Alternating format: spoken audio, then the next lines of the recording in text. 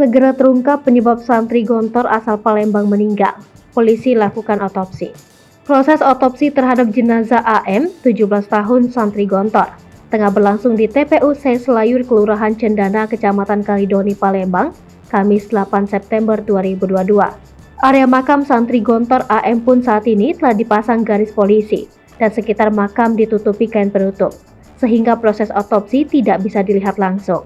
Keluarga dari almarhum santri Gontor AM saat ini juga terlihat berdatangan untuk menunggu proses otopsi yang tengah berlangsung. Sementara kedua orang tua AM yakni Soima dan Rusdi belum terlihat di lokasi otopsi terhadap AM. Otopsi sendiri dilakukan untuk mengetahui penyebab AM meninggal dunia. Sebelumnya, AM meninggal dunia saat menempuh pendidikan di Pondok Modern Darussalam Gontor, Ponorogo, Jawa Timur. Pihak pondok pun telah menyatakan permohonan maaf atas meninggalnya santri asal Palembang tersebut dan mengakui bahwa korban meninggal akibat kekerasan yang dialami sesama santri.